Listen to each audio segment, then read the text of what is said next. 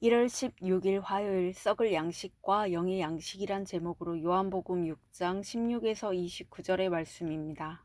사랑의 하나님 감사합니다. 오늘도 말씀 묵상의 시간을 주심에 감사합니다. 이 시간을 통하여서 하나님의 말씀이 들리고 복음이 들리기 원합니다. 구속사의 말씀이 깨달아질 수 있는 은혜를 주시옵소서. 오늘 주시는 이 말씀이 제게 주시는 하나님의 음성으로 들을 수 있도록 성령님 도와주시옵소서. 말씀대로 믿고 살고 누리는 인생이 되게 하시고 이 시간도 우리와 함께하여 주시옵소서. 감사드렸고 예수님의 거룩하신 이름으로 기도드립니다. 아멘. 본문의 말씀입니다. 저물매 제자들이 바다에 내려가서 배를 타고 바다를 건너 가버나움으로 가는데 이미 어두웠고 예수는 아직 그들에게 오시지 아니하셨더니 큰 바람이 불어 파도가 일어나더라. 제자들이 노를 저어 10여리쯤 가다가 예수께서 바다 위로 걸어 배에 가까이 오심을 보고 두려워하거늘 이르시되 내니 두려워하지 말라 하신대 이에 기뻐서 배로 영접하니 배는 곧 그들이 가려던 땅에 이르렀더라. 이튿날 바다 건너편에 서 있던 무리가 배 한 척 외에 다른 배가 거기 없는 것과 또 어제 예수께서 제자들과 함께 그 배에 오르지 아니하시고 제자들만 가는 것을 보았더니 그러나 디베라에서 배들이 주께서 축사하신 후 여럿이 떡 먹던 그곳에 가까이 왔더라. 무리가 거기에 예수도 안 계시고 제자들도 없음을 보고 곧 배들을 타고 예수를 찾으러 가버나움으로 가서 바다 건너편에서 만나 랍비여 언제 여기 오셨나이까 하니 예수께서 대답하여 이르시되 내가 진실로 진실로 너희에게 이르노니 너희가 나를 찾는 것은 표적을 본 까닭이 아니오 떡을 먹고 배부른 까닭이로다.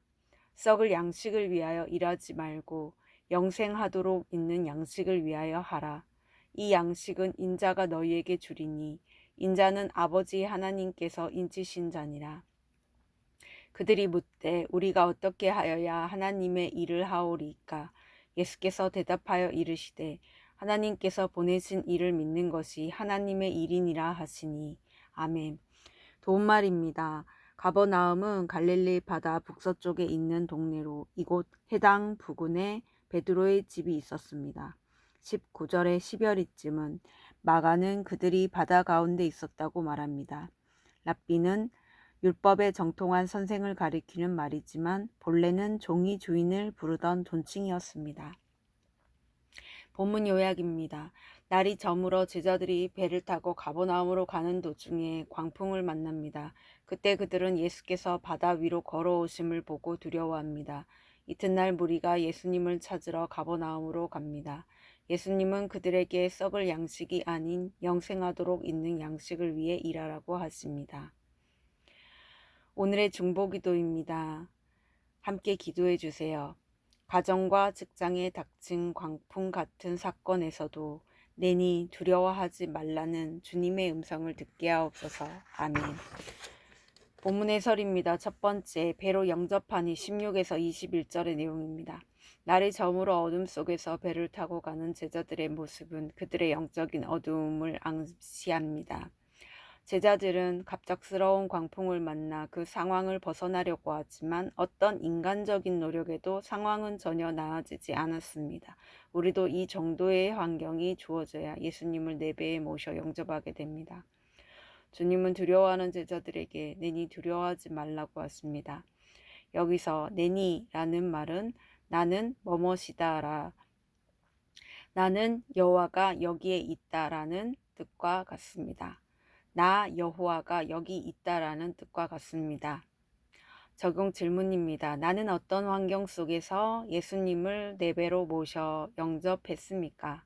두 번째, 예수 찾아 산말리 22에서 25절의 내용입니다. 전날 오병이어의 기적을 체험한 무리가 여러 척의 배를 동원하여 예수님을 찾습니다. 그러나 예수님은 그들을 반갑게 맞이하지 않으십니다. 그들이 자기 욕심을 채우려고 주님을 찾는 것임을 아셨기 때문입니다.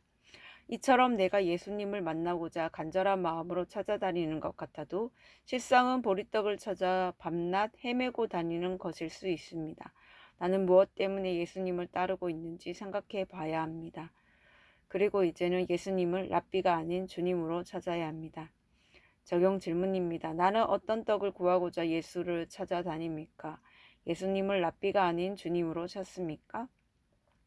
세 번째, 영생하도록 있는 양식 26에서 29절의 내용입니다. 예수님이 무리에게 썩을 양식이 아닌 영의 양식을 위해 일하라고 하십니다. 여기서 썩을 양식이란 먹고 마시는 음식뿐만 아니라 이 세상에 속한 모든 것을 뜻합니다. 출애굽한 광야 백성에게 내려진 만나도 썩을 음식이었습니다. 그들 중 더러는 다음 날 아침까지 만나를 남겨두었는데 그곳에 벌레가 생기고 썩은 냄새가 풍겼습니다. 이처럼 하늘에서 내린 만나도 오병이어의 떡도 전부 썩어질 음식입니다. 오직 영원한 것은 영의 양식으로 오신 예수님과 그분의 말씀밖에는 없습니다. 적용 질문입니다. 나는 가족에게 썩을 양식만 공급하고 있진 않습니까? 영의 양식인 주님의 말씀을 날마다 먹습니까? 오늘 기도하기는 저 자신이 인생의 키를 붙잡고 거친 바다 위에서 두려워 떠는 저를 불쌍히 여겨주옵소서. 그동안 내 욕심을 채우려고 썩을 양식을 위해 일했던 것을 용서해 주옵소서. 이제는 하늘에서 내린 만나도 오병이어의 떡도 모두 썩어질 것을 알고 날마다 주의 말씀을 꼭꼭 씹어 먹게 하옵소서. 아멘. 묵상 간증입니다. 건강의 광풍이란 제목으로 최예원님의 말씀 적용글입니다. 지난 여름 저의 남편은 직장 상사의 괴롭힘으로 왼쪽 귀에 스트레스성 돌발성 난청이 생겼습니다. 저는 어릴 때 겪은 사고로 장애가 있는 남편이 또 다른 장애를 안고 살아가야 할지도 모른다는 생각에 두려웠습니다. 그래서 남편의 건강을 회복시키겠다는 굳은 의지로 동네 이비인후과에서 근처 대학병원으로 다시 수도권에 있는 유명 대학병원으로 옮겨가며 진료를 받게 했습니다. 하지만 그런 노력에도 불구하고 남편의 청력은 돌아오지 않았습니다. 오늘 본문에서 제자들이 배를 타고 바다를 건너 가버나움으로 가는 도중에 큰 바람이 불어 파도가 일어납니다. 이 말씀처럼 남편의 건강이 무너진 상황에서 엎친 데 덮친 격으로 저의 건강까지 안 도와줬습니다. 저는 갑작스러운 복통으로 병원에 갔다가 담석증 진단을 받고 담낭 절제 수술을 받기로 했습니다. 수술 전날 입원하여 침대에 누워 있는데 이 모든 일이 저주의 사건처럼 느껴졌고 하나님이 나를 어둠 속에 버리신 것 같아 두려웠습니다. 그러나 수술 후 입원해 있는 동안 평소 남편에게 생색내던 제 모습을 돌아보게 되었습니다. 저는 장애가 있는 남편을 대신해서 해야 하는 일과 배려하는 부분이 많았기에 나만 희생하고 고생한다고 여겼습니다. 그러다 보니 남편을 저의 머리로 여기며 온전히 섬기지 못했습니다. 그런데 제가 병들어 마음대로 몸을 움직이지 못하게 되니 저의 손과 발이 되어줄 사람은 남편밖에 없었습니다. 더러운 오물을 다 치우면서도 생색내지 않고 묵묵히 간호해주는 남편을 보면서 그동안 남편의 역할을 인정하지 않은 것을 회개할 수 있었습니다. 하나님은 이 사건을 통해 언제 깨어질지 모를 저희 가정의 배에 찾아와 주셨습니다. 그리고 남편의 질서에 순종하지 않은 내 죄를 회개하고 주님을 배에 기쁘게 영접할 수 있게 하셨습니다. 이제는 두려워하지 말라고 하시며 사랑으로 기다려주시는 주님을 매사에 인정하고 기억하겠습니다. 이분에 적용하기는 체력 관리를 잘하고 남편에게 사소한 일로 혈기 내지 않겠습니다. 남편과 일주일에 2번 이상 큐티한 내용을 나누겠습니다. 입니다.